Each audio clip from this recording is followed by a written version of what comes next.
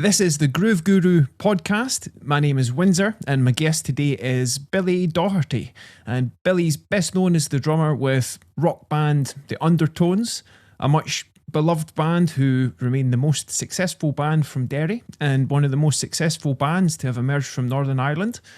You've recorded 6 albums, released 20 singles and more with the band, and currently you're in the process of The Undertones' 45th anniversary tour. So, Billy, thanks for being here today and welcome to the Groove Guru podcast. Well, thanks for the invite, Windsor.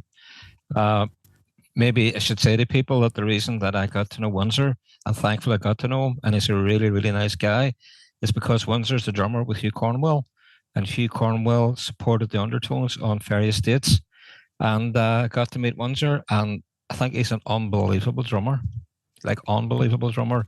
and I'm embarrassed every time that I come on stage after Windsor, because Windsor is a drummer. I've got plenty of really cool things to thank you first of all, and I think I really admire yourself as a musician, and I've really enjoyed those shows that we've done together, and here's to doing some more if we can create that. And every time I see you with the guys, it's just you guys have the magic touch. The vibe that is there is wonderful, and I really love your playing, and I'd love we could chat about that. You actually did, because when I was ill, this is going back a few weeks, I took ill in Malmo, and the guys did the show without me. But then Windsor came on, and he actually drummed for more songs about chocolate and cares, but he did it more like a Stuart Copeland style. Yeah. It was very spontaneous. It's what came out, and it was fun. And then I remember, I think next morning in the hotel, Hugh's bass player recorded a video from the side, right. and I showed it to you, and I was like, "That's what happened," and you were laughing a bit. Well, the thing with the Undertones is the drumming, as you know, Windsor, it's very basic. It's very 1, 2, 3, 4, go, and just keep the beat and try and lock everyone in together. That's basically my job within the Undertones. There's not much room for expression, believe you me, because of the nature of the songs are very short and very fast. But you have to nail it every night. I mean, that is as you know yourself, Windsor. I mean, the band is only as good as the drummer. They may say the guitar player is great, or the bass player, or the singer, which is true, but ultimately it falls down to the drummer. I mean, he is kind of the captain of the on stage, for most definitely for live. He has to hold the whole thing together, and you do have to make minor adjustments as well, because some guys speed up, some guys speed down. Now you're talking like very marginal movements and speed, but you kind of have to. They use the word swing, and that's the best way to describe it. You got to swing with the band, and you got to make the band swing as well. Yeah. Hey, don't mean a thing if it ain't got that swing, as they say. Perfect. So amazing. So you grew up in Derry? Yes. So what was that like when growing up in Derry and getting started with the drums for you? How did that come about? Well, the drums really came about because I lived in a place called Enniskillen. My parents moved from Derry to Enniskillen, and I went to a Christmas party in the local town hall, myself and my sister. And for whatever reason, my sister and I might have been maybe about 8 years old, maybe about 8. I think it might have been 8 or 9. But anyway, we were at the very front of the group of kids, and they had like a folk group, and the drummer came out right beside me, just with a snare drum, and he brought this hanky and put the hanky on the drum. And because he was directly in my line of contact, I just was intrigued by this. And I thought, God, this is really, really good. Just like that, I thought that's what I want to do. And that's got me hooked on the drumming. And obviously at 8 years old, like my parents, like my dad now plays, well, my dad's passed away, but he taught himself to play keyboards. But there was never any musical parents, so to speak. Nobody played or sang within the family environment.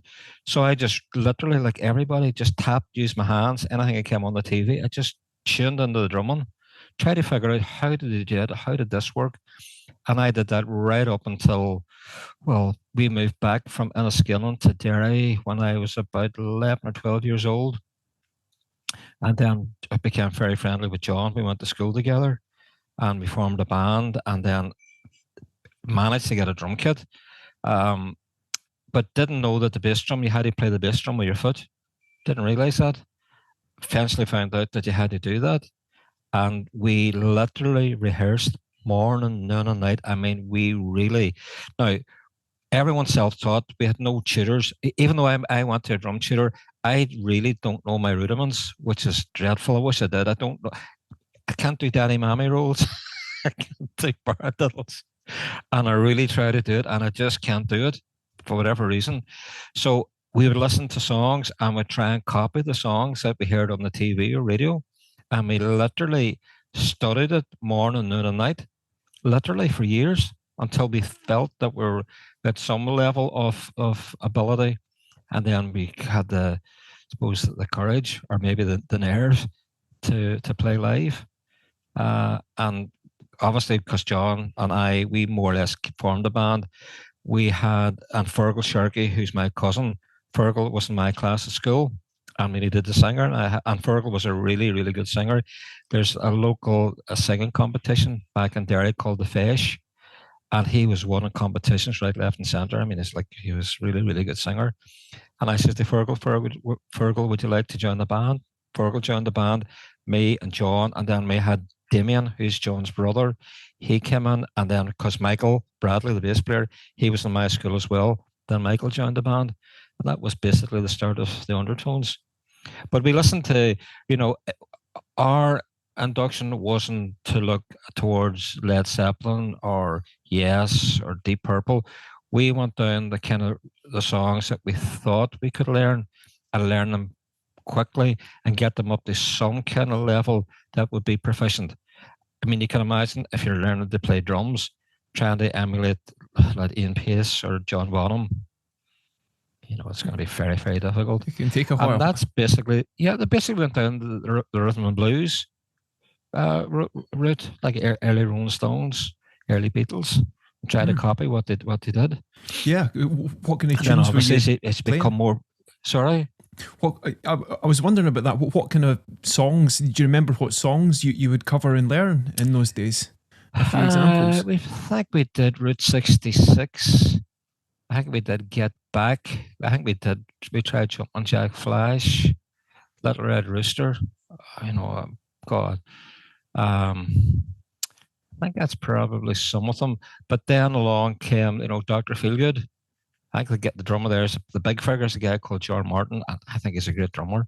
So we actually learned every track on the Rolling Stones live LP, Get Your Yayas Out. We literally learned every song because you could hear, well, for me, I'm a huge fan of Charlie, God rest Charlie Watts. I'm a huge fan of Charlie Watts. But you could hear the drumming and it was workable. You could work it out. But the thing is, even though you're trying to copy Charlie Watts, it doesn't sound like Charlie Watts. You know what I mean? It's like, you could read a book and I could read a book. The way you read it and the way I read it is going to be totally different, but we're reading exactly the same thing. It's the same too with drumming. Drummers bring their own kind of personality, their own stamp on the music. But that's really how we started out. And then we learned Down by the Jetty by Dr. Feelgood. And then a friend of ours, he had a really, really good record collection, and he introduced us to an LP called Nuggets, which was like American psychedelic garage bands of the 60s. And that was like a light bulb. I thought, man, this is just so good. So again, we virtually learned every song on the LP. And then we discovered New York Dolls, MC5, like in the Stooges. And then all the glam rock, which I absolutely love. I love all the glam rock stuff, Mud, Slade, Sweet, Glitter Band, Roxy Music, David Bowie.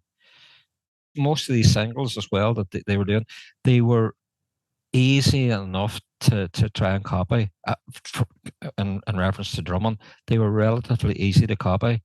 And they had enough interest in it to make you really want to work at it to get it right. Yeah. And that's basically what we did. All great songs with just drum parts that just work perfect for the music. Yeah. Well, I mean, like Dave Mount, he was a drummer in Mud. Now, I don't know if he came up with a beat or I think it was Mickey Most might have produced it. I could be wrong on that, but I mean, they're great drum patterns. Like Tucker and Baller and Blitz, sweet. I mean, that's great. Cozy Powell, Dance with the Devil. But no one seems to do it anymore. They just seem to be. It seems like boom, boom, it's just really driving. Which there's nothing wrong with that. I'm not criticizing it, but it seems to have lost this kind of personal touch. And interestingly enough, you met him as well. Once there a guy called Neil Wilkinson. We were chatting about drummers, particularly about Kenny Clare and Ronnie Stevenson.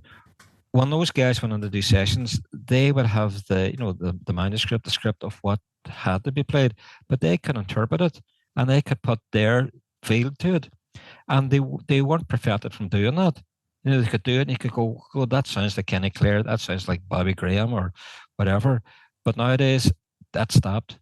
You're told, "No, I wanted to go like this, and it has to be like this," which is maybe not a good thing.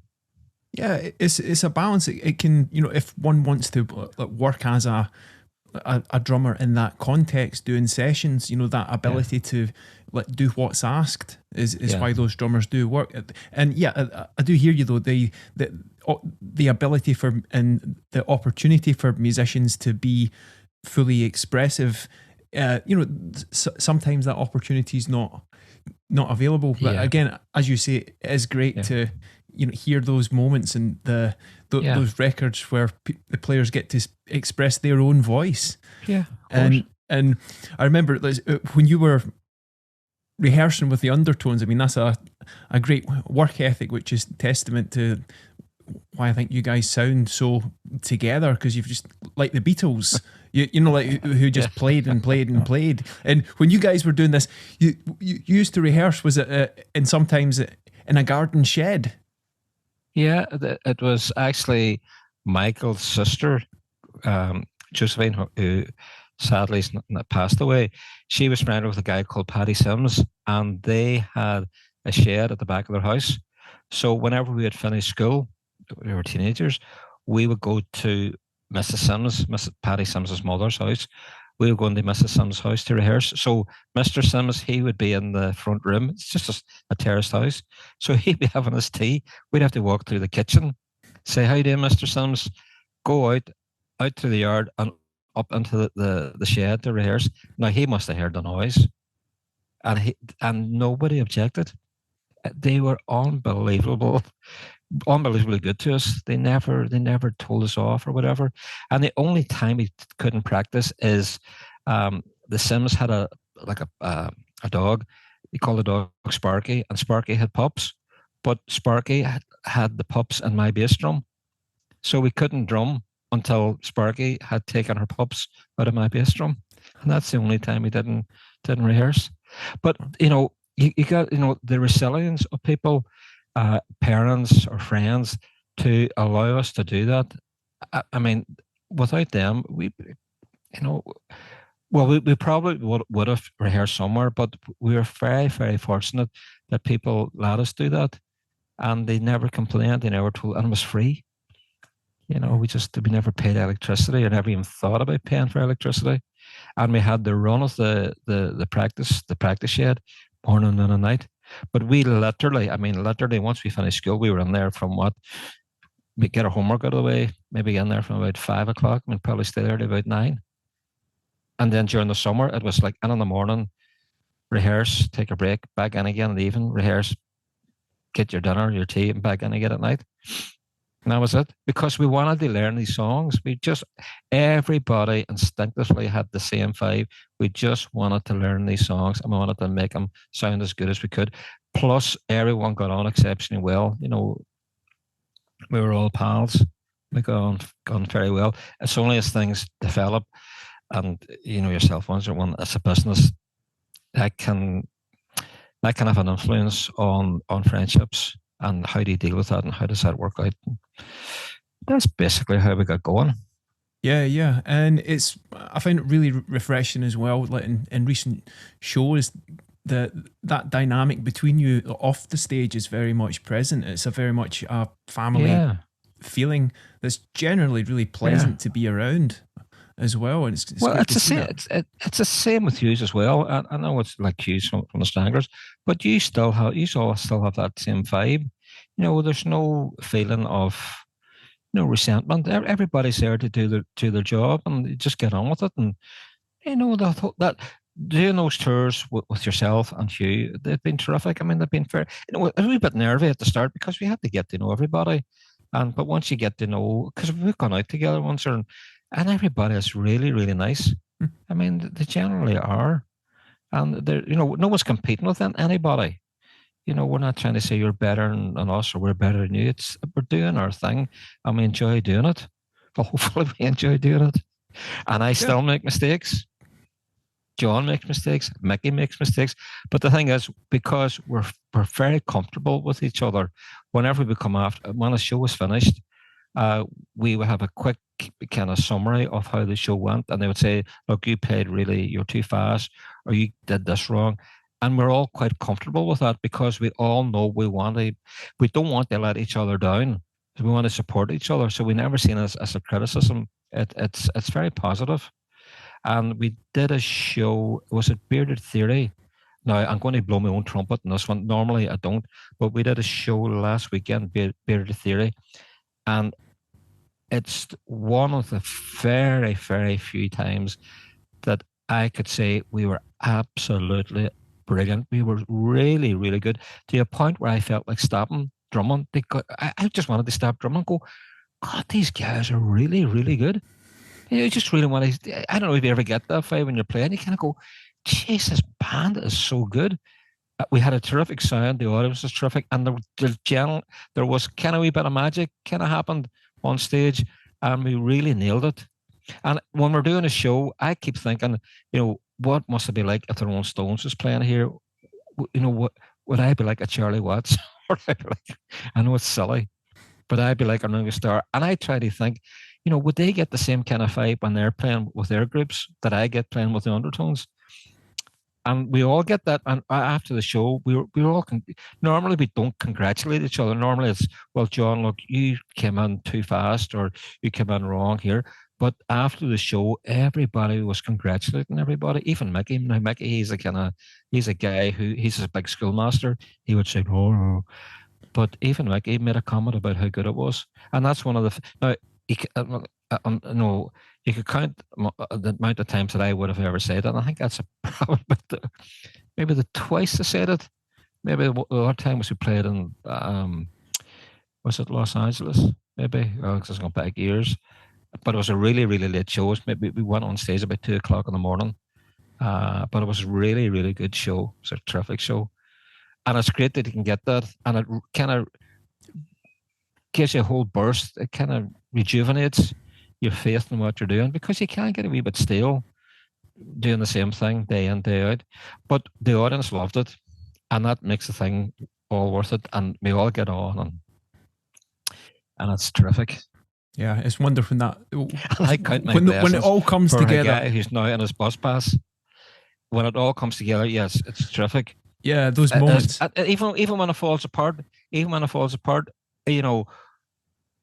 I mean, when the show I did before, like the mic, the fitting for the microphone for my floor tom came off, and that was a wee bit disruptive. But you just move on. It's one of those things. Yeah, taking it in stride, and again, just having taking it in your stride. Yeah, and having that openness. They are more important talk. things in life than a microphone coming off, falling off a bass or a floor tom. It's not the end of the world. Indeed. And it's easily recoverable. Nobody got injured. Nobody got hurt. Yeah, it's not a life or death situation for sure. No, not. But the thing is, that's the thing. If you're doing music, I know it sounds really corny and a bit naive, but you really have to enjoy it. If you don't enjoy it, don't do it. Don't. You have to, or a sense of achievement. If you can get that kind of sense, God, you're really doing very well. No matter what it is, if it's on the riding a bicycle, swimming, playing a guitar, playing a football, doing your homework, studying physics, it doesn't really matter. If you get a buzz out of it, that's great. Yeah, that enjoyment that that comes is a beautiful thing. It's what Yeah, do what I of course. do, because if it's not fun, Yeah, I wouldn't do it. And the more yeah, we do it, the better we get at it, the more we enjoy it too. yeah. Well, the only way I could describe that moment that we had last week is, when you absolutely love somebody, there's absolutely no question about it, and it makes you feel great. It's the same kind of feeling that I got playing with a band. I thought, God, this is really, really good, and it was just a terrific feeling. Yeah, and I can imagine, because like a lot of the time when we've done shows together, it's Yeah, it's that it there's that thing that I've found when I've been playing. It's like, I really wish I could hear how I actually sound with the band on a good night. That's why, yeah, I think, yeah, YouTube videos can be quite cool, because you get a chance to hear how it sounded, yeah, and have a document of that. But one thing I've noticed every night that I've watched you guys play anytime is just how enjoyable it is to see you guys. yeah, Like, the music is it like people in the audience are just having such a good time, and we can see that you guys yeah, are enjoying it as well, and that just adds to the whole experience. And yeah. when it comes together, it's a Absolutely. wonderful thing. And with you, I mean, Yeah, it is. there was certainly a big moment that things came together for you guys. Like, because after I think, was it the Casbah club you used to play at Yeah, for a yeah. while, and then that led Casbah, yeah. to it was the big break with John Peel and Teenage Kicks. Yeah, well, as I was saying earlier, whenever we rehearsed in some shed, and again, myself and John, we managed to get a few shows in the Casbah. The Casbah was a place you should avoid, but it was never like it. It had a very bad reputation, uncalled for, by the way. And you can imagine all the political situation in Northern Ireland, where the Casbah, it didn't care who you were, what you were, but it was very neutral. Protestants and Catholics went there.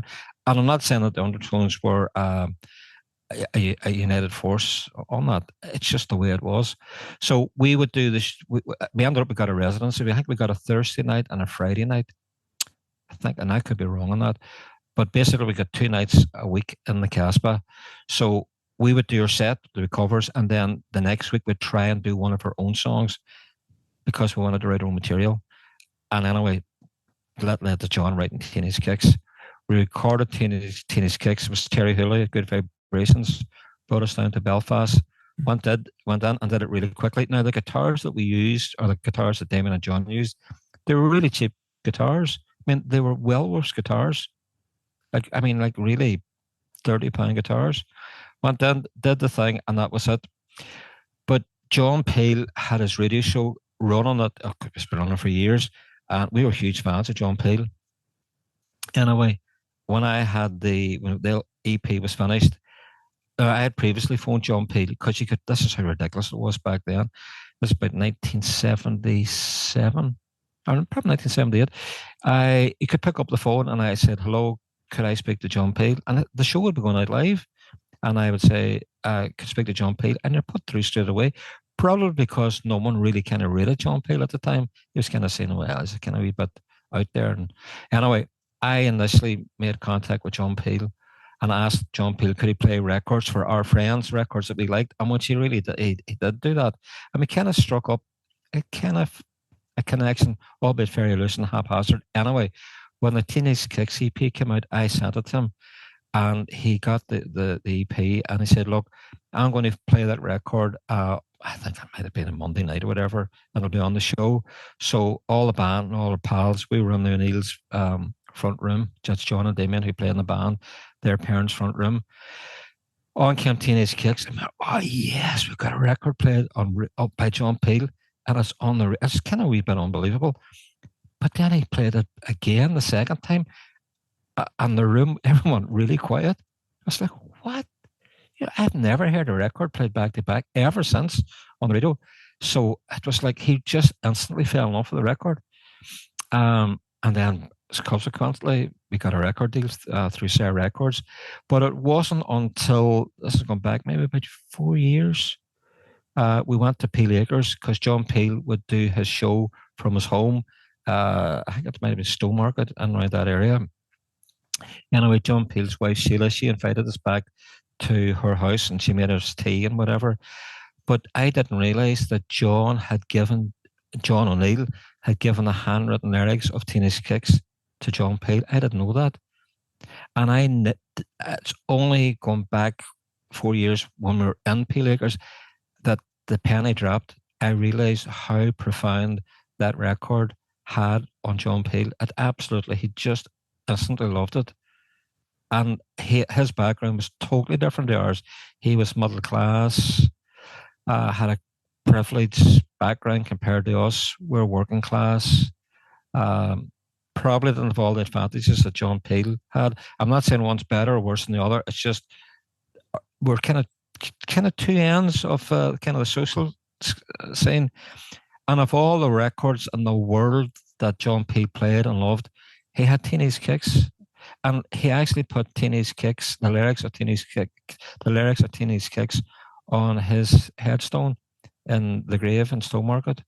And it's very hard. Actually, we went to see the grave, and it was overgrown. It was kind of difficult to find. But what I was saying earlier about how music can have an effect on you, when I was saying earlier about whenever we're playing live, how that the band performer had an effect on me. In the similar way, Teenage Kicks had that effect on John Peel. Yeah, and I think, yeah. And I say, I knew he liked it, and he was a very, very nice man. I mean, whenever John Peel came over to do the documentary on Derry, this was, the band had broken up and it reformed. And God, it was years and years and years since we last spoke to John Peel. Anyway, John came over to Derry, and I was saying to the guys in the band, what are we going to talk about? I mean, we don't know John Peel, really. I mean, but he was, you think you knew him all your life. He talked non-stop the full weekend, and he was really, really very cooperative, very, very nice man. And when he was in Derry, he got, like, because we were getting filmed, we were walking through the streets in Derry, and people were coming up and saying, all right, John, how you doing? How's it going? And everyone was really, really nice to him. And it was a lovely, comfortable, very heartfelt reception that I got in Derry. And then we took a break from filming, and we just went on the local pub to get something to eat. But people recognised John Peel, and they sent down like pints of Guinness. Says, John, there's a pint of Guinness, and there's a big circular table, and the table was full of pints of Guinness for John Peel. But there was no intrusion towards John Peel. Everyone was quite polite and quite friendly. And I'd like to think that I had a really good weekend in Derry, because a few years later, unfortunately, passed away. Yeah, but I have not but great memories of John Peel. Yeah. And if I hadn't, there's three people. There's Bernie McInerney, who knew Terry Hooley. Bernie McInerney was a friend of ours in Derry. He introduced us to Terry Hooley. Terry Hooley recorded the record, and then we gave it to John Peel. And without those three guys, I wouldn't be here talking to you. Yeah, and it's as simple as that. And I count my blessings, and I don't take it for granted at all. I don't. Sorry, yeah. I don't think John Peel took it for granted either. You know, that record really had a profound.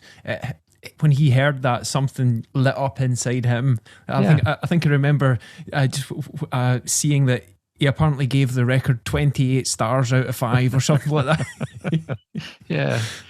Well, I mean, it was lovely. And then only recently there, Sheila Ravenscroft, John Ravenscroft, John Peel's wife, phoned us only maybe about a few weeks ago to ask, could we play at the John Peel Centre this October, because that is the anniversary of when 45 years anniversary when Teenage Kicks was released. But I think the day that it was released, we're doing a show in Manchester, but we are going to do the show for the John Peel Centre for Sheila Ravenscroft.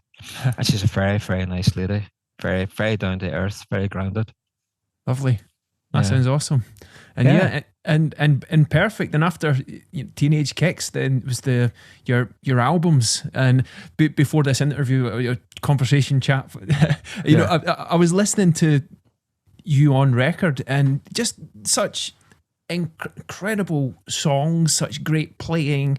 The arrangements are fantastic. The sound on it is brilliant. Now, the one thing that jumped out immediately, so first track off of your first record, the Family Entertainment, the drum sound on that, I love that. The floor tom sound on that kit as one part of it was great. What were you using for that? Well, it probably was a Premier drum kit that I had, a Premier Elite, which I don't have, unfortunately. I don't have, and that's what I'm trying to do. I'm trying to collect Premier drum kits that I wish I had back in the day, but I didn't. But I'm trying to get them now. But it was very daunting for us because we were never. For us, it happened very, very quickly. Like 1 week we were playing in a local pub. The next week we're on top of the pops, and the week I'm exaggerating, but to kind of get the gist of what I'm trying to say. Yeah. The next week we're in the studio, and nothing prepares you for it because engineers are putting mics, and they assume that you know what you're doing. And I'm going, I really don't know. We had to get the guy from Elvis Costello on the Attractions. Well, who's the drummer there? I forget his name. Long time drummer of Elvis Costello. Yeah, great. Pete Thomas is it? That rings a bell. Pete Thomas. And he came down. He tuned my drum kit because I didn't know what to do. I really did, and I felt really overwhelmed. And personally, I don't like the sound on the first LP at all, even though it's the one it's in your top 100 albums of all time. I don't particularly like it. I would have preferred that glam rock sound because that's what I liked. But the drum sound is kind of suppressed a wee bit, and I really like. That's probably going to contradict what I said earlier. I kind of like drums that sound live-ish as opposed to deadened. Like even though Ringo Starr deadened his drums, it still sounds great and it suits the Beatles. But I don't think the sound that we got on the LPs really reflected what we were like live. We're tougher and harder live, and that was kind of that. It was kind of suppressed in a way, I thought. That studio sound, it's not the same as the live representation of the band, which in a way for fans can give them that extra dimension of experience. You've got the classic record experience and then the more energetic one live. And about that time, I saw that you supported the Clash on a few dates. That seems a very cool experience. What was that like? Oh yeah, I mean, well, Joe Strummer was so good to us.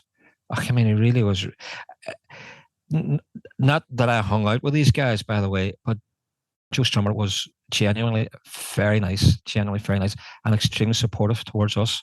I really, really like Joe Strummer. We actually tried to get the Clash to play in Derry. I think it was the Clash and the Damned. We were trying to get that arranged, but it didn't work out because the Clash at the time were supporting the Hitch Block, which was a camp basically for alleged IRA members or whatever. And they supported the injusticeness of that particular camp, the Hitch Block. But Joe Strummer got a threat saying that if he came to Northern Ireland, there would be a death threat.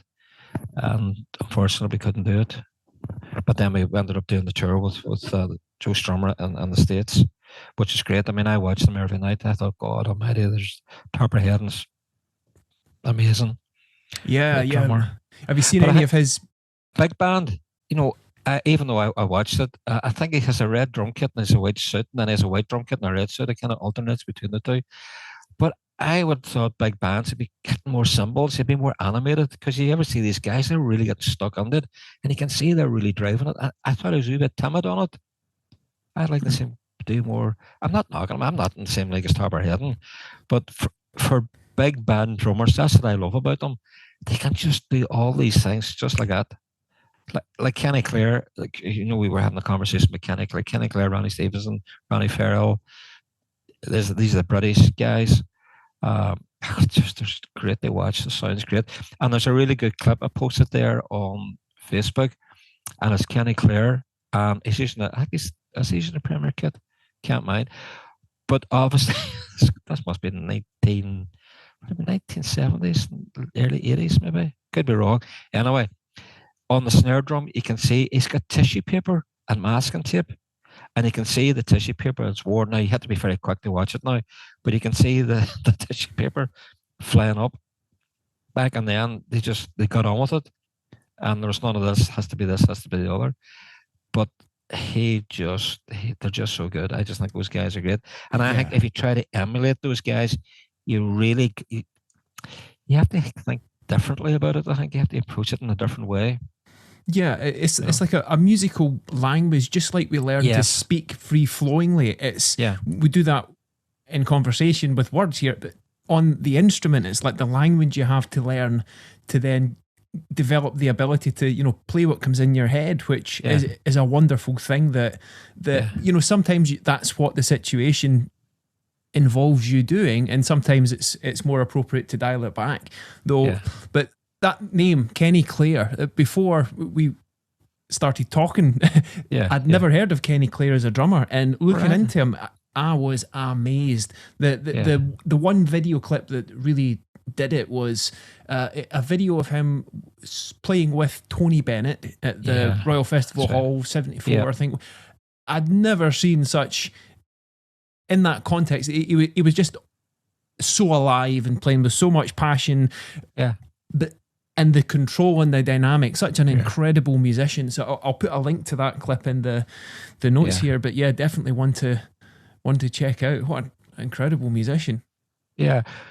Well, even though I'm not in that league, I could do those the kind of, because those are the kind of guys you would have seen on TV. I mean, TV back then, you're just exposed to the Royal Variety Show or very mainstream. There was never apart from No Great Whistle Test and maybe Top of the Pops, but for anything live, there was no kind of live things. But when you seen these guys on TV, they were doing it for real. It wasn't like a pre-record. They were doing it. I thought, God, even back, I think, God, that sounds really, really good. And you kind of fool yourself into thinking, maybe I could do that and give it a try. And you try and do the wee triplets on the right cymbal. You try and do the odd flashy thing if you can. But as you said earlier, it's effortless. It's instinctive to these guys. They just do it. And it's just so great to watch. So even though I would be looking to drummers who I could try and copy and at least make an effort at it, I still could see how good the likes of Kenny Clare and the Buddy Riches and the Ronnie Farrells and the Ronnie Stevensons, I could still appreciate how good they were.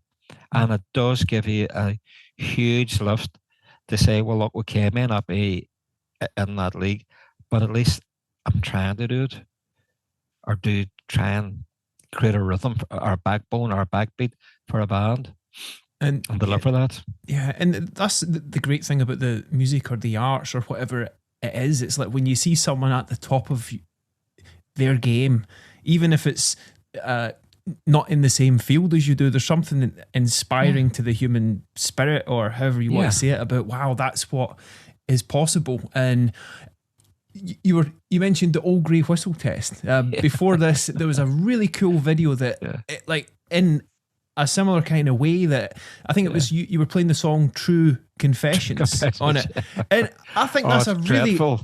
I think it is a very cool example of you doing what you do perfectly for the context, absolutely nailing playing the song. Because the thing is, some musicians that can do a lot of the flash stuff don't have the ability or haven't practiced as much dialing it back to playing really simple and what's really right for the song. And can you just speak to about the importance of, especially when it comes to playing songs, just doing what's right for the song? Because a lot of drummers, especially young drummers, can miss that.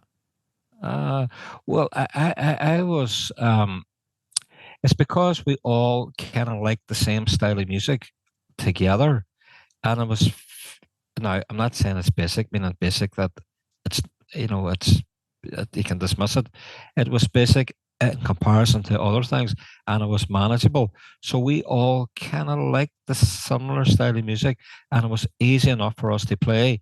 So if we were writing our own material, we would have that, what would be, not the restriction, but there would be there'd be a certain element they would say, no, we don't want you doing this, which any drummer will understand. When you're in a band, they'll try and say, look, can you do this? Can you do that? Da, da, da, da, da, da.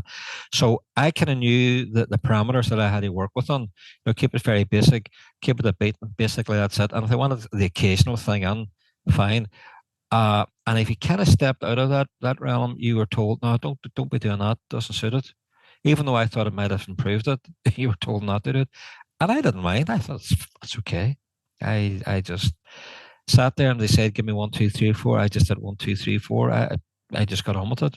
I never, but I would, it's only whenever, obviously, yourself, once the more you play, the better you get, and you become more comfortable how to get sounds out of your drums.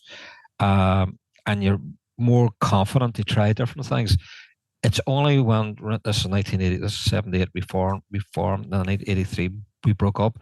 But when you're getting towards 83, you're more comfortable with the studio. You know how things work better. But unfortunately, the band broke up.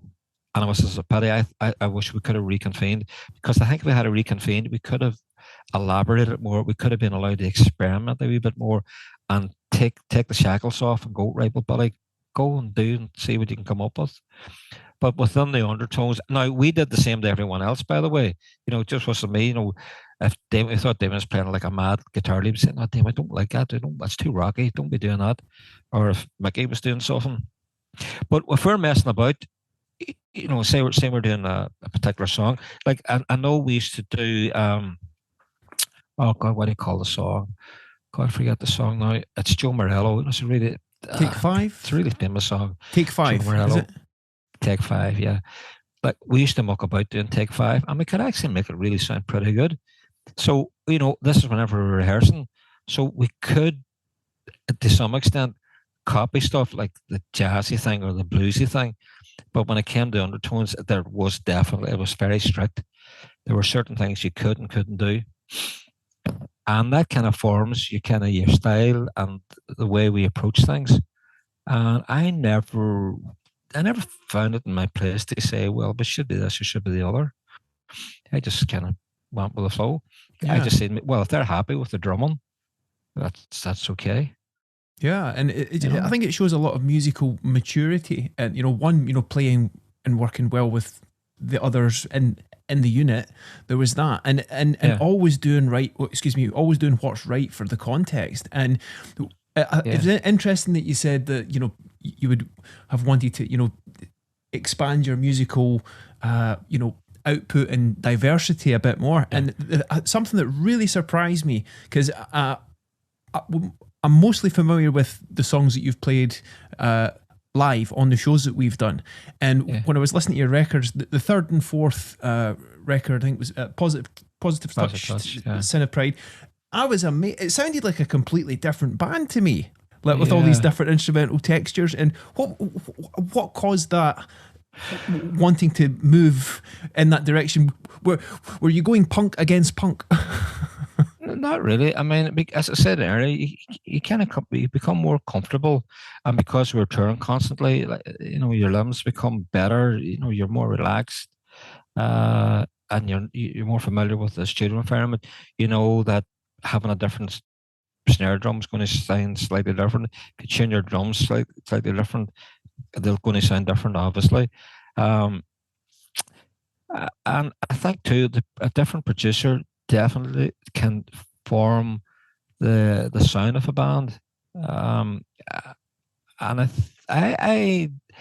I kind of liked. Well, there's a guy I really like working with. Was a guy called Hugh Jones. I think he did stuff with Teardrop Explodes, and now Mike Hedges as well. Did Mike Hedges do the Sin of Pride? I think he did.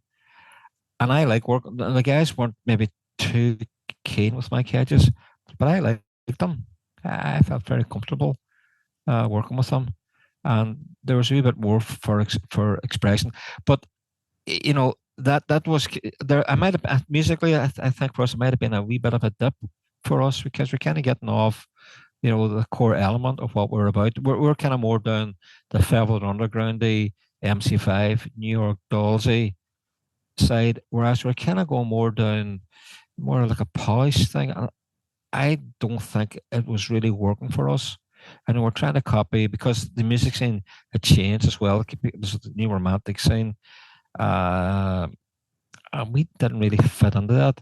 And I think we should have just taken a break, reconvened, and gone back and kind of redevelop or you know yourself.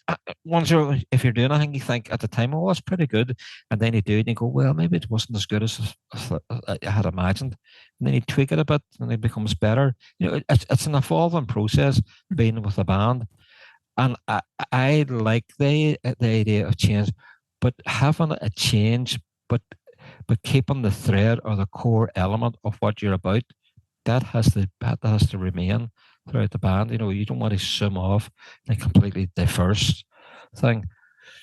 But I think it's probably with the producer may have allowed that to happen, and probably we're listening to more stuff, and we're probably more confident as well in our playing. Yeah, Perhaps. and again, it sounded like a different band from what I'd Yeah. heard, and again, I think you see you guys these days. I think you get that balance very well balanced. It's like the current mix. What I mean to say of all your catalogue, it all fits really well as a cohesive Yeah. whole these days. So I think that really works Yeah. very well. And yeah, and it's interesting. You know, sometimes we don't know what works until we try, and we've just got to try Yeah. it. And some things work better than Yeah. others. You know, Well, but kudos to you for that, though. yeah, but you know, the thing is that I was saying earlier that when your friends is terrific, and then it becomes a business and whatnot, you know, that can create a bit of a tension. And there was always a bit of tension between Fergal Sharkey, the original singer in the Undertones, and John. And the only way, the way I would describe it, if we picked the color, say the color blue, I would be royal blue, Damon could be sky blue, John could be navy blue, like it could be dark blue, but Fergal would be brown. You know, he had a completely different color, and that was always, you know, a bit contentious. And there was always that. That's why whenever I did my drums, I left the studio. I didn't want to be there because there was always this tension with Fergal. John was trying to make Fergal sing a certain way, and Fergal was kind of wanted to sing his way. And I think it came to this, it came to the boil.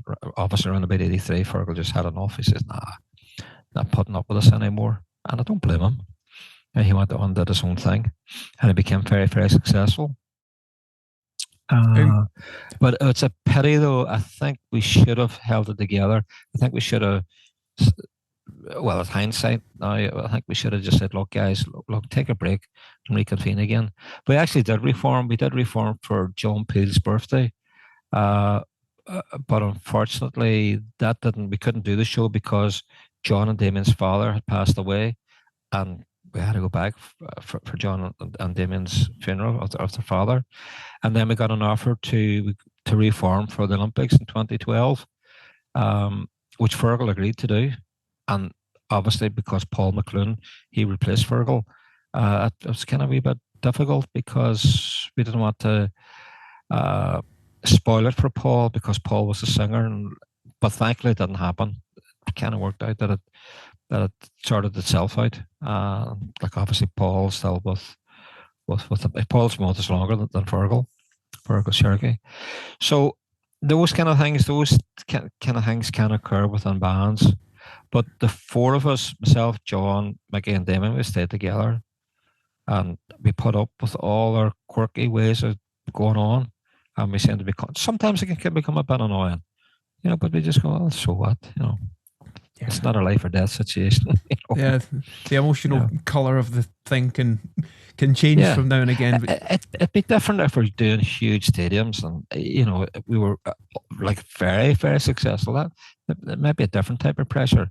But we never went on to well, for me anyway, I never went into a band to become successful. Like I never seen it like that. I just did it because I liked doing what I was doing, and I felt comfortable hanging out with my friends. And there's a certain level of accomplishment and pride in what I was doing, and I liked it. And I thought, well, you know, we're actually doing something different. You know, we're kind of going against the grain. We're not really offending anybody. And I mean, for me, I mean, every ambition that I wanted to fulfill happened really quickly. First, to make a record. Secondly, to get it played on the radio. And thirdly, get played on Top of the Pops. Well, I should say secondly, to get it played with John Peel. And thirdly, to get Top of the Pops. And after that, everything was a bonus for me. And to be honest, I felt very uncomfortable working within the music business. I did not like it at all. It's very, can be very calculating. It can be very cruel. I didn't adapt too well to it. I had to really struggle with it. It was only maybe 3 years of persevering with it. I kind of stepped over the threshold and realized, well, look, if I'm going to do this, you just have to knuckle down and get stuck on. But I did find it very hard to, because I felt people were trying to influence us and tell us what to do, and you should do this and da da da da da da da da. You know. Yeah, it's definitely an element to be aware of. We are in music, that element of that when doing it professionally, it is a music business. That's definitely something to be on, people's radar. Again, especially if there's any younger drummers listening to that, because at first I didn't think, the music business. I played drums and did music because I love music, and it's that thing. What we do is that kind of. Yeah, it's basically we have fun, and that is our living, and being aware of that dynamic is key. It is a business too, and I was wondering. So 1983, when you guys split for a while, and I remember you were doing some other work, a slight change of career. In that period before you reformed, were you doing much music and drumming in that period? Yeah, well, I mean, there was a band called the Moondogs. They had their own TV show. They were like a Bay City Roller type thing. And the drummer in that band was my cousin. Anyway, whenever they broke up, I hooked up with Jerry McCandless and Jackie Hamilton, and we played together. And then I hooked up them with a couple of guys in Derry, Damien Duffy and Aidan Bresson. And then we got Paul McLoone. Paul, who's a singer with Undertones, he was originally in the band that I was in, called the Carolines, and we entered a song competition in Ireland, and we actually won the competition, and we got to make a record. We actually were offered a record deal as well, but Aidan, the keyboard player, he wasn't too keen, and I think they were either leaving uni or about to go into uni. I can't really remember now. And the thing just fell down, and basically that was that. I didn't literally do anything at all. I just went back to work back home, and then when there was occasionally myself and Michael Bradley, the bass player, we would do. There's a band called that's actually one thing I should say. There's a band called the Saw Doctors, and they're from Mayo, Galway. Saw Doctors, quite successful. And they were fans of the Undertones. Anyway, a friend of mine knew the Saw Doctors, and I got an invite to come down to play Teenage Kicks and Jimmy, my perfect cousin, and it went really, really well. And then I said to Michael, would you like to come down and maybe? And he says, yeah. So we were kind of using those shows as a bit of a holiday because we're down in Galway. So that was that, and then I was at a concert, an REM concert, and that sorry, I should rewind actually, because I then managed to persuade John and Damien to come down as well. So it was basically the nucleus of the Undertones, myself, John, Damien, and Michael. We all came down. We did a couple of shows with the Saw Doctors, but we only come on as guests, and we did the kind of the hits. Anyway, the next day I went down to see REM, and this guy called Dennis Desmond.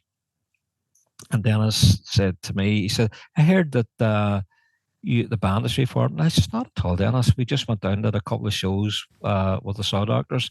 And Dennis Desmond, I can remember this so vividly. Dennis said, he says, if you get a young buck, meaning a young guy, if you can get a young buck to sing, we'll set up dates for the US. And I went, Dennis, that's not going to happen. And there was guys saying to me, don't be saying that. He really does mean it. Don't be saying that, So, and because I knew Paul from the Carolines, I said to the other four guys, I know a singer called Paul. Do you want to give it a try? And they said, yeah. And then that was it. We rehearsed with Paul, and Paul was the band. And he's very funny, and we all get on. And thankfully, and I think he do. I mean, I have to say, and again, I'm going back to the show we did last weekend. I mean, he was really, really good. Mm. I mean, Yeah. he was exceptionally good. And Paul Paul's brings a great. different dynamic to the band than Fergal. I'm not saying one's better or worse; they're just different. Um, and that's basically how we reformed.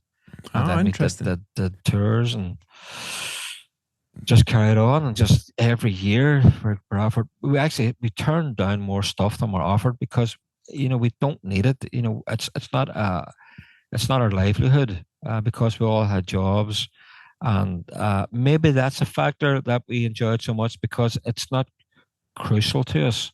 Um, we can walk away from it quite easily. I'm not saying that we do want to walk away from it, but we're lucky in that respect that we can take it or leave it. And we all get on very well, and we're all very supportive as well. But when you're working, as I said, with bands, well, it may be different with us because we're all fairly close. I would say, yeah, we're relatively close. We can confide in each other.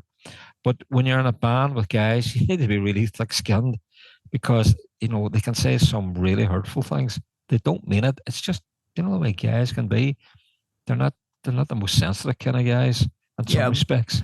Learning that emotional maturity, not taking it Yeah, personally, and yeah, knowing that it can be useful to have those kind of conversations, that if ever a kerfuffle may occur, that just to have the communication that we don't really mean it. It was just yeah, something that came up. Realizing that it is a professional dynamic and there's a friendship part, but it's yeah. what happens. Some people get caught up in their thinking and their feelings and kind of project that onto people. But knowing that it's fundamentally a good bunch of guys, that's having that at the back of your mind can be really Yeah, helpful. there are times you have to stand your ground. Oh yeah, yeah. And I've euphemism. You have to correct certain people at certain times. You know. Mm. And yeah, and again, certainly there is that great dynamic with you, like that. You and the guys, it's a very warm. You can sense that there's a lot of warmth in the experience. And you mentioned Yeah, Paul as well. Paul, yeah, like, just watching him at some of the shows. Chatting with Pat, the Hughes bass yeah, player, and just what a great front man he yeah. is. It It's just very it good. Yeah, adds that such a wonderful dynamic of just helping the audience feeling yeah, involved in it and just bringing a great energy. And again, I think you guys are sounding as great as ever. And what have been some of those other big highlights that have there been, since reforming? Have there been any kind of big magic moments for you? well, thankfully, I was saying earlier that show we did at Beard Theory was really, really, it was magical for me. I mean, it's like, God Almighty, this is so good. Because sometimes you can feel, you know, you just not disheartened, but you can just think you're doing it. Um, so that most definitely was a magical moment. Uh, God, I know it sounds going to sound really cheesy, but every time we play, it really is great. I mean, every time we play it's really, we make mistakes and some shows are better than others. And that's because we feel that we could have brought more to it. But as I say, I'm very grateful that, we do shows, they sell out, with great audience, and they're very supportive. And we've been doing it now, what, for well over 45 years? And I am really, really grateful. So every time we play, it's great. I could say there are obviously occasions and shows are better than others. Um, but I just can't recall, apart from the one that we did last week, the one that really stands out. That probably is, but I just can't remember. Yeah, great. It's a wonderful position, and I resonate with that. Excuse me, very deeply. That yes, there's some shows there can be moments that appear to go better than Yeah, others, but the general feeling I get when I play is that wow, yeah, I love this. I'm just so yeah, grateful every opportunity I get to do this, yeah, and it's when you love it that much, yeah. it doesn't feel like work, Yeah, at all. and that's the thing you were saying earlier. The time we had a chat with Neil, and Al and Milner, because your career was to go down more the kind of, I think you're trying to be a lawyer or whatever you were saying. I was studying law, psychology, and marketing Yeah, at uni yeah, at the time, but there was, and intellectually it was making sense, but there was no passion for it. yeah, I just didn't yeah, feel alive when I was doing it. I didn't really love it, yeah, and yeah, it's that thing, having, when you find something that you love to do, it's like yeah. a holiday in a way. Yeah. Well, a thing that did say earlier. I mean, if you have very supportive parents, and thank God I did. Um, Now my dad wasn't particularly keen on me drumming. Now you're going back. This is the era where dads didn't really. It's not the kind of touchy feely that Hmm. that is now. Um, but you always knew you're loved and you always knew you're going to be cared for. But my dad most definitely wanted me to go down the professional route to be an architect or civil engineer. And I was studying for that. I studied to become an architect through my exams. But that didn't work out because we got the record deal. But I mind my dad, which was kind of unusual for my father. My father says to me, he says, "Look, Billy, if it doesn't work out, you always have a home to come back to." And I thought, God, this is great. My father never says anything like that to me ever before. And I thought, well, that's not great. If it doesn't work out, at least I can come back home. It'd be awful if you're leaving going, well, don't you come back here? And I told you this and that. And there was none of that. It was very genuine, very heartfelt. And my interpretation of it was, look, Billy, go and enjoy it. And if it doesn't work out, it's not the end of the world. You can always come back home. You can do whatever. And that's if you're lucky enough to have parents who are that honest and that genuine to make their children happy, no matter what it is, you're very, very lucky if you get parents like that. Yeah. And it's only when that I kind of realize and say, I'm a really slow learner, emotionally and whatever. It takes me a long time for things to filter down. But when my mum passed away, we had to tidy up her belongings. But my mum had kept all these clippings from the newspaper. She put them on the door, and she never ever told me. She got all these wee snippets of the undertones to this and undertones to that. But she never ever told me. She kept them. So obviously, now my mum and dad never ever came to an undertone show. Never came to it. And then when the band reformed, and I could have been out maybe having a cup of tea with my dad or whatever. My dad would say, "Do you know who this guy is?" Pointing to me, and I go, "For God's sake, Dad, would you shut up?" He said, "This is a really famous guy. He's a drummer in the Undertones. Are you the drummer in the Undertones?" And he'd be as proud as punch, bumming me up. And I was going, "For God's sake." So he absolutely loved the fact that we did achieve stuff. In his older years, he was very, very complimentary. Mm. And he was really, really proud. Although they never said it at the time, my mom or dad never said it. And when I came back from touring, it was just Billy's back home, and we just, if I had a tidy your room, you tidied your room. There's no special preferences or anything at Mm. all, you know. It's a beautiful thing, yeah, to have parents that really, really support you like that. And Absolutely, I can yeah, very much relate to what you're saying, because like when yeah, I was doing the law thing, it was yeah, so my dad saying that's go down a business professional career, yeah. and I contrasting that, my mum, she knew that I completely loved music, and she was in my corner with that. So Yeah. eventually there was a bit of See, that's the convincing thing. done. You see, So moms love their sons. Absolutely. mm, I absolutely. don't know what that's probably worldwide, but most definitely in Derry. Like my sister describes it really well. The connection between my mum to me and my mum to my sister. If Pauline, my sister, came in with a rose to my mother, she'd like it. If I came in with a dandelion, she'd be, "Oh my God, I got a dandelion." Oh, and it'd be all love and affection. Now, I'm obviously exaggerating, but moms towards their sons are just, if you've got a good mom, you've got everything. You've won the jackpot. And all the riches and fame doesn't really matter if you have good parents, good supportive parents. And thankfully, I had that. And And I think all the guys in the band, to be honest, I think they all had that as well too.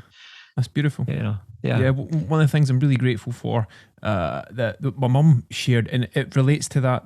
You know, people can be rich and famous, and there can be the ego thing. yeah, And yes, people can do quite well, you know, materially or whatever that way. But without that connection, you could say, to the heart, there's no fulfillment. So, and yeah, one thing I'm grateful for that my mum taught me at that point was yeah, that you know, just do you feel the love that we share together type thing. But it was pointing to that beautiful feeling inside, that if we can yeah, all in a way realize that we have that at our core, it's just a really beautiful thing to yeah, live from yeah, as well. And again, just like, very grateful. Whilst my dad wasn't supportive of me, or as supportive of me in a musical direction at first, because he yeah, didn't really have a reference point, yeah, or yeah, you know, it's a beautiful thing that, you know, we now share a very deep connection, yeah. and there is that, you know, he's happy for me doing things that I do Sure. Well, musically. that's really good. So yeah, so yes, I think gratitude for parents. Yeah, there's a really good documentary about Brian Jones, you know, the guitar player in the Rolling Stones, and his parents were not supportive. Well, his dad particularly wasn't very supportive of him. And you should watch the documentary. It's very, very good because even though it talks about how good he was and da, they do dwell on the family connection between Brian Jones and his father. And his father wrote a lovely letter to Brian Jones because he didn't really get on. That's a lovely letter that his dad, in the later years after Brian Jones became quite successful, his dad still held on to his beliefs that, you know, you want to go down a career that's stable and whatever. Uh, but he realized that his son wanted to, like you were saying, wanted to fulfill what you really felt was your direction or your purpose. And it's a really, really, really good documentary. I mean, I encourage people to watch it. I'll check And there's that out. another great document. Yeah, there's another great documentary too with Keith Richards as well. I think it might be on Netflix. And I think he's really, really good. It's just so good. Um, I'll check it out. oh yeah, I mean there are, Lovely. and you see the thing is, you're watching these documentaries and you're thinking these guys are great, but yet they're grounded and they have that belief. They really genuinely have tapped into you know what these guys, the blues guys or rock and rollers, what they're trying to do and trying to achieve, and they weren't trying to change the world. They were just going to say, look, here's an alternative to that. Either like it, you don't have to take it on board, but they really did. They genuinely went after it, and the same way with us. I mean, it was difficult to get records back in there. There's no, you know, there's only one record shop. You had to order in records, and it was a big deal getting a record or getting a single. And you rush back home, put it on, played it, and played it again. You know, somebody had an LP or borrowed an LP, and you probably never give it back if you thought it was good.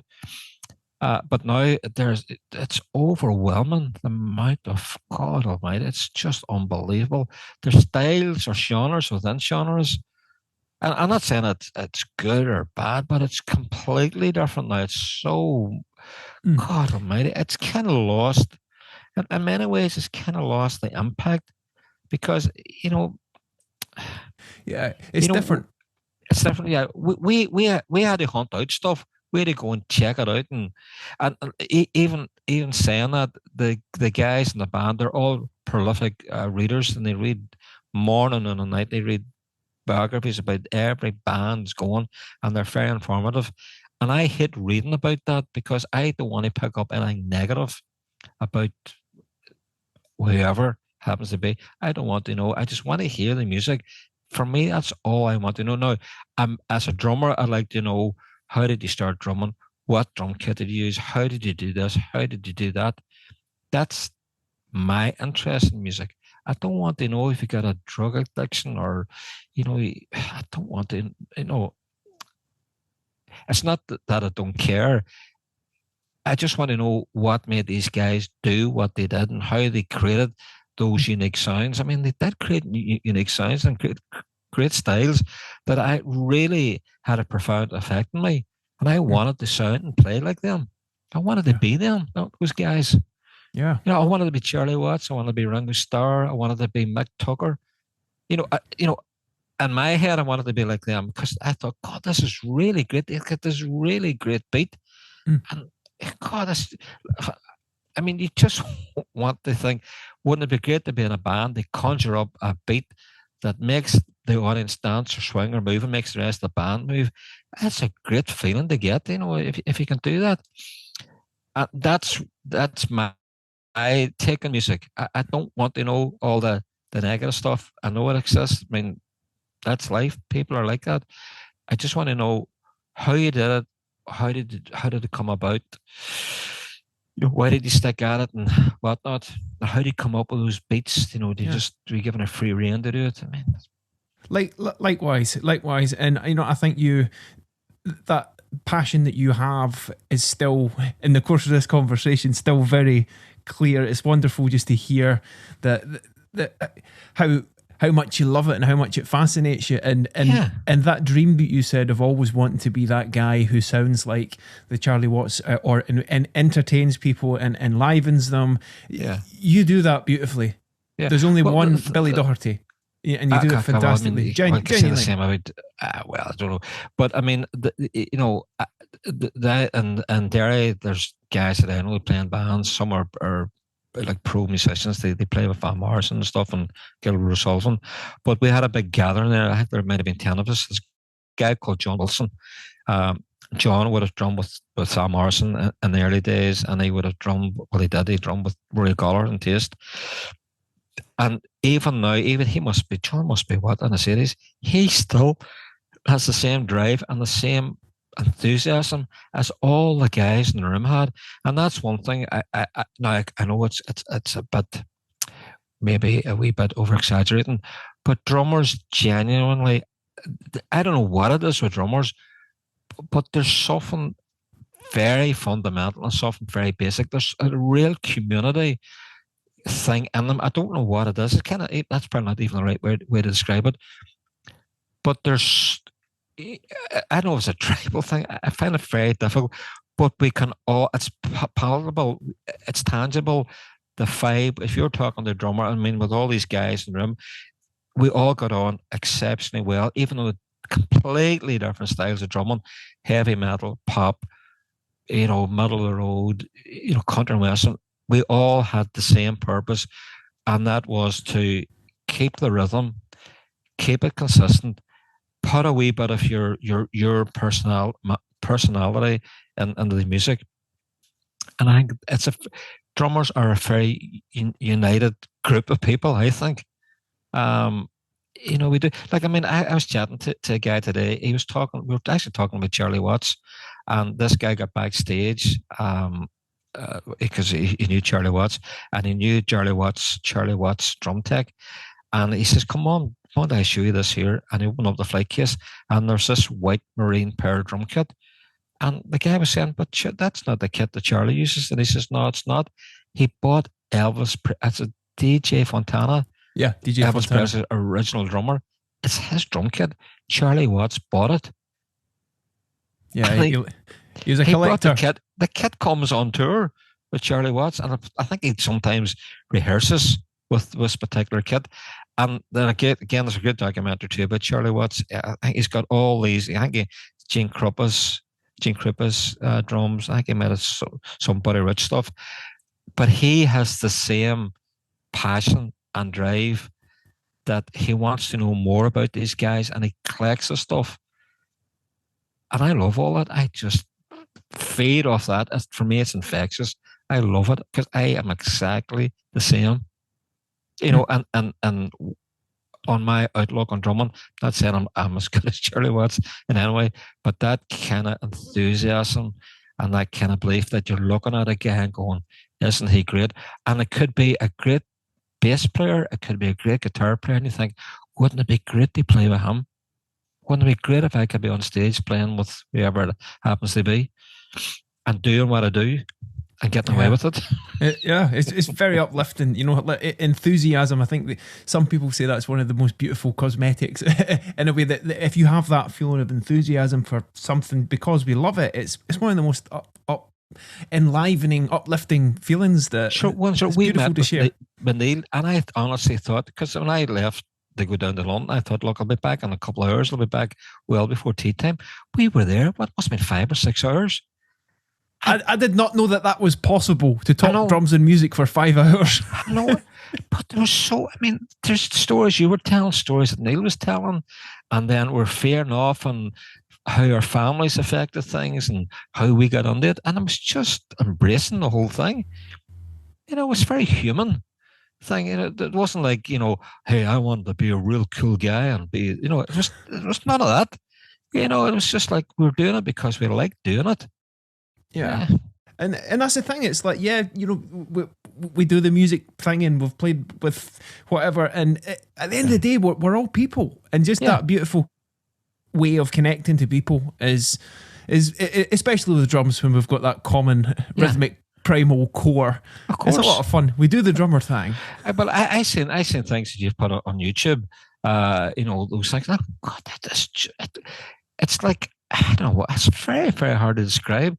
It's like seeing a horse running. You never see the slow motion of a horse, and all his legs are they're all in sync, and he's galloping, and the mane's flying out in the back of the horse.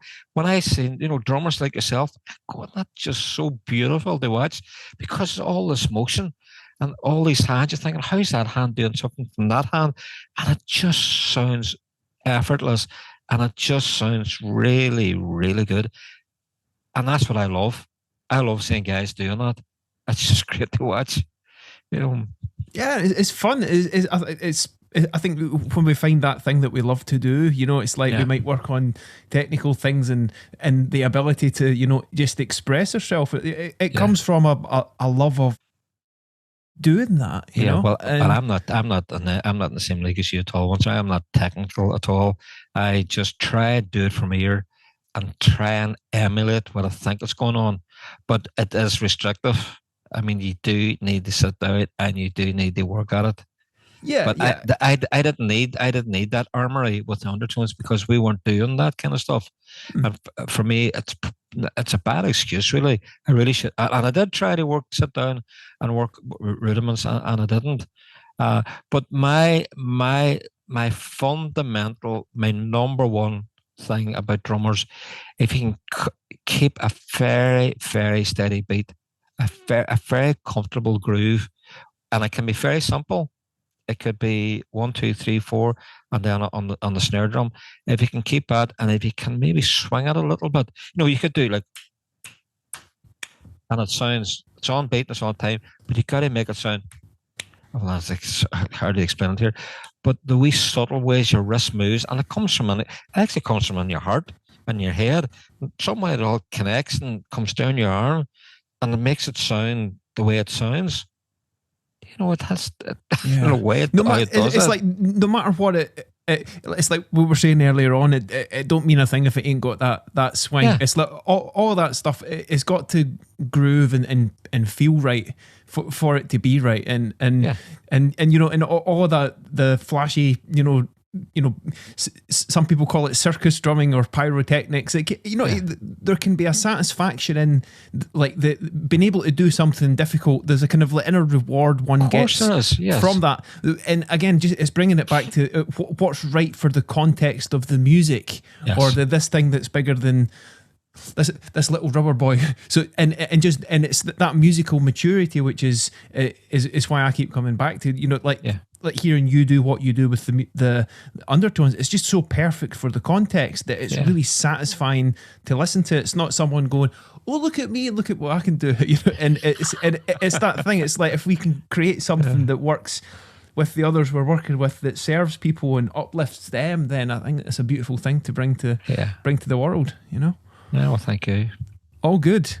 So right. We've been talking about this about 80 odd minutes, so maybe bringing this to a close. Okay. And what do you do for fun when you're not drumming in music, or is it drumming in music all the time? Well, again, I mean, even though I don't have drumsticks with me, constantly my hands are doing something all the time. I was in the car and the daughter was playing a One Direction song, and I was just playing along with it on the car, saying, well, could I actually copy that? And you can listen to it and kind of go, I actually can do that. Obviously it doesn't sound the same. So, Yeah, and stuff comes on the TV. I'm exactly the same. I try and go, what's he doing? And try and figure out what they're doing, regardless of what it is. I'm now at what 64. I'm just enjoying my old age, as you say. We're off to Spain now in a couple of weeks. We're doing a show in Spain. Hopefully joining you guys shortly as well, doing a couple of shows. Here's to that. Yeah, and I'm actually what I'm trying to do now. I've actually got managed to get not a Kenny Clare kit, but a primary Kenny Clare signature kit. So it got that. I'm trying to get a vintage primary kits. These are kits because I don't know, whenever you were younger ones are, but you're still young.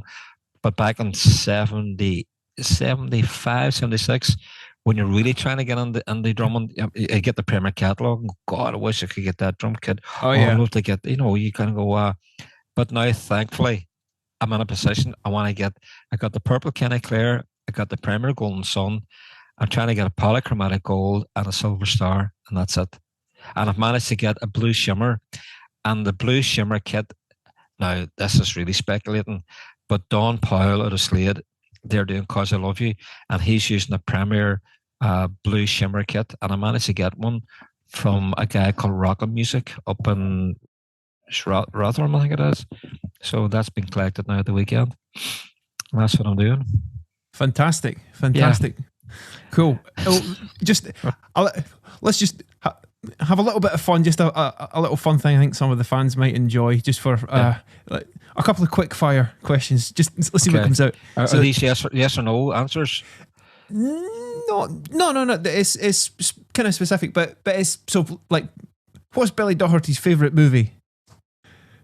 Snow White and the Seven Dwarfs, the original Snow White and the Seven Dwarfs. Oh, amazing! They drew all these characters and they drew all the shading, and leaf moves. Someone had to draw that leaf moving, and it's a great story as well. Yeah. I was amazed at watching that remaster. It's like the people actually had to draw every frame. It's like, wow. And Dopey's the drummer on it as well, which is probably not a good thing. But Dopey's does a bit of drumming on it as well. Poor Dopey. But he gets all the gears as well. And people think it's a singer who gets the gears. It's not. It's the drummers. You heard it here. Favorite food? Favorite food? Very basic food. God. I like all kinds of food. Favorite food? That's a good question. Probably fish and chips. Keeping it simple. I love it. Keeping it simple, yeah.